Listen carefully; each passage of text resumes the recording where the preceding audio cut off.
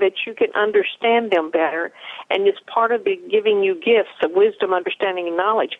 And that did give me the ability to think in terms of, instead of, oh, woe is me, to, oh, okay, God, you're blessing me. I just have to be patient and see how the whole thing works out here. But stepping back, not only stepping back and looking at it with your right attitude and with thanks and praise, but getting away from what is causing you problems and taking a little mini day, what do you call it? Day vacation or daycation? Daycation, yeah. Take a vacation. Not a whole week, but at least one day or even 3 hours to just, I'm going to get away from all this. I'm going to get away. And that helps a whole lot, doesn't it? Very much to keep your mind from being frazzled. Oh, yeah. Yeah. So that was number 2 from Zolene. Zolene, through the good Lord above inspiring him, he brought in A, we go through changes. And the changes are important and they're necessary. Very important and very necessary. And B, we got to step back and get away from focus. Instead of internalizing and focusing with the microscope on what's wrong, we got to get back so we can get the whole picture. And that means taking time. That could be one of the baby steps. In fact, that's one of the things that God was bringing to my heart about. I'm going to go in a little bit different direction here and get away from the health issues to the stress issues. When I realized the other day that, let me see, what was happening, that I realized that the stress was a killer. I'm going to find my notes here and I'll figure it out. I'll be able to come up with the story. But I was washing dish. Oh, I know. I in the morning, I always try. Every morning, I try. I'm going to get up and I'm going to make sure that I start out with the right attitude, with the right seed, with the right thoughts, and not because a lot of times when I'm woken up by the dog, I want to go outside. Please, thank you. Get up, get out of bed. Open up the door for me. And that wakes me up a lot of times about 5:30, 5:45, 6 o'clock. That's usually no about matter it. how late I've gone to bed, since I work 3 to 11, and I'm usually 12 o'clock before I go to bed. But anyhow, I was feeling really, really weak and dizzy one morning, and I took my blood pressure, and that's, whoa, it's 150 over 100. What's going on here? And then I realized that there was underlying tension and stress from the very beginning of my day and the habits that I had during the day as I was doing things. Not only the dog, but the cats. As soon as the cats realize that, oh, the door's opening up, we're coming in the house to get our food now. Oh, meow, meow, meow, please hurry up. And so I'm going, okay, I've got to do something to change that scene, because I don't need that being the first thing that comes into my mind and my spirit. You know, they can wait another 30 minutes if they have to, or not the dog, kick them outside, but don't let the cats in. They can wait. And I was thinking about even when I let the dog out, to go on out there and walk around a little bit and enjoy the morning, and for at least 10 minutes of just deep breathing and relaxing and welcoming the day in with my thoughts and things. That is a very key thing about change in the positive direction, to do something that brings new health into your life and new hope and new peace. You know, we talked about decontaminating ourselves. Well, that's what change is all about, choosing to get rid of that which is a contaminant and choosing to put in place something another that is really makes you happy. And that's what we want to focus on in our life, to bring joy and happiness into our life every moment of every day. So that's the other thing God was also, as I was working and cleaning and fixing the meals, that he was showing me that you're not putting love behind your actions 9 times out of 10. You're just doing things like that robot and hurry, hurry, hurry. For some reason, God's, speaking to my heart about looking at the reasons about why you not only work fast, but you eat fast and you eat in the wrong ways. And this is not healthy at all. Stress is a killer, and stress and underlying whatever you're doing and even how you're eating or even how you're playing, you can get too much competition going on or too much, I have to do this. We have to think about that. Zoe, do you think about, can you see how that affects you in your life when you're doing things, how this element of stress can come in there and take away your joy? Absolutely. I feel a lot more now than I did when I was younger. I don't know if it was because when I was younger, I was, a little less stressed out, or if it's just the technology. To me, I think that the new gadgets and whatnot, they're really frustrating, and no lie, it becomes very, very frustrating, and I think that causes a lot of crazy making in our society. Is that all this technology that feels very, very new and feels very advanced, so to speak, but it really doesn't feel like it's advancing our spiritual attitudes. And that's where I feel that my main frustration lies, is that I feel that even though I need the gadget, or so to speak need it, don't necessarily need it, but it's become a standard. It's part of your work, really. It's part of the standard of living now, and I feel like the society that we've adopted into into today's world, is very stressful. It's very, very stressful. We have to get up in order to go, blah, blah, blah, blah, and people hardly have time to say hi to each other. People hardly have time to even carry a wonderful conversation, waiting for a bus or whatnot. And so, too many times you're focused on that phone that's almost like a pacifier anymore. I got to have the phone in my hand or in my pocket. Oh, where's my phone? Where's my phone? Yeah. And then when you're right, Jolie. it is becoming something that is taking us from the ability to be there for each other. I'm not saying that we, that throughout the ages, there hasn't been things like that. I'm pretty sure that, before the phone, there was the TV. Before the TV, there was, the radio. Before, there was always something that was distracting us. But now it's become very, very saturated with distractions.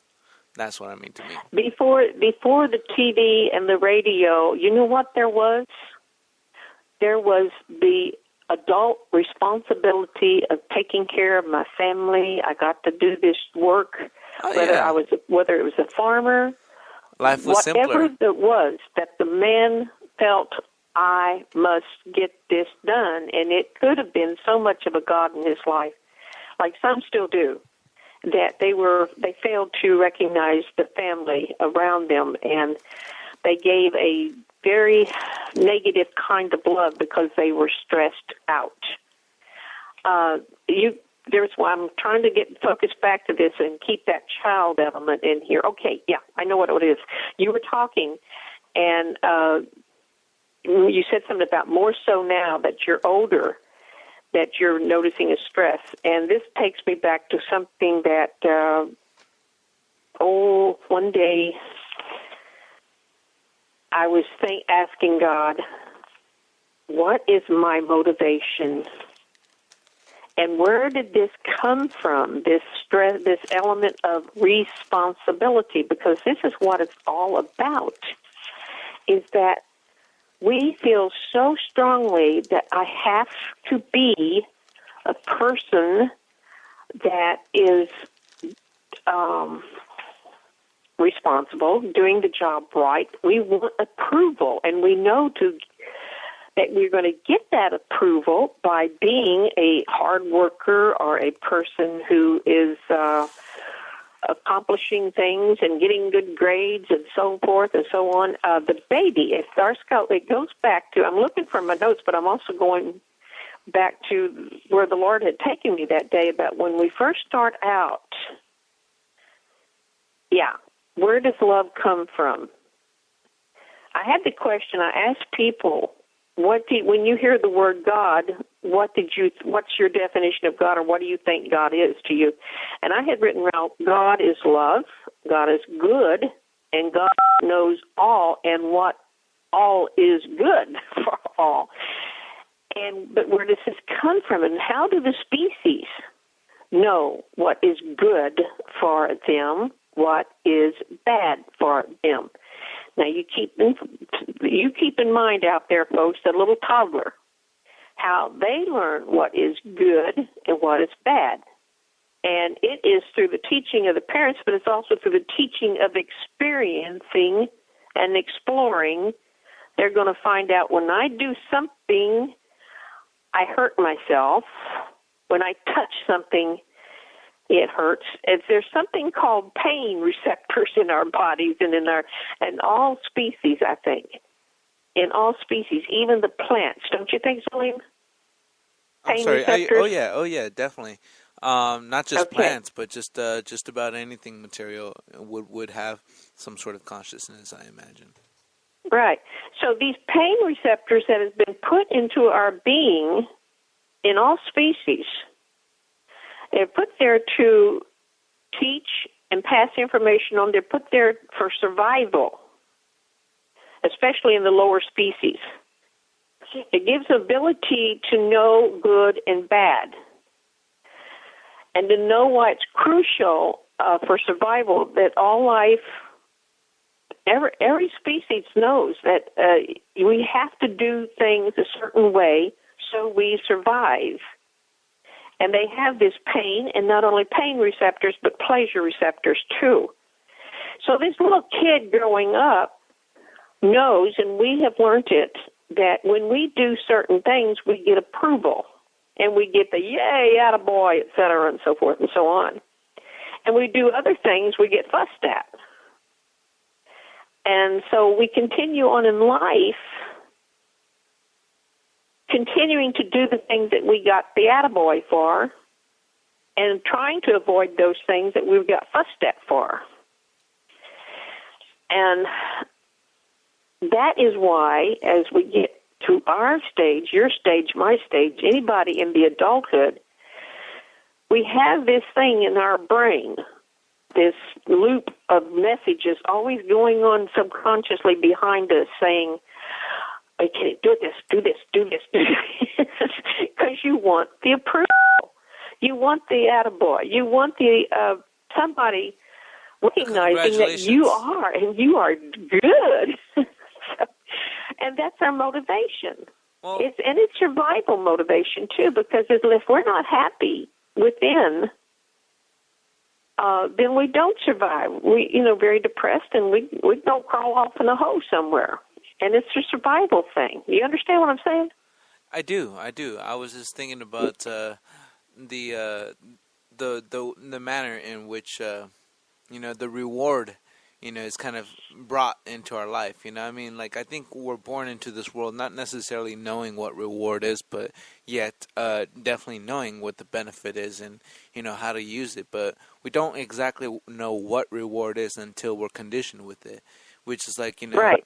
To say if you do something and it makes your parents happy or makes your grandparents happy or your friends happy, if it makes somebody happy, exactly, then there's usually a reward that's involved that you get happy either because of it self-satisfactorily, but then also you get like some sort of a prize, some sort of external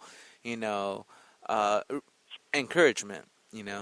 Right. So this goes on even further with I had a healing, and it started out with, because I was feeling bad and I couldn't get to sleep, I found myself thinking of these thoughts coming into my mind of self-loathing, of the weaknesses and the fact that my body was getting older and having problems. And then at one point, it was like this desire to hurt myself even was coming in, to punish myself because you're not being this person that's strong and able and so forth and so on.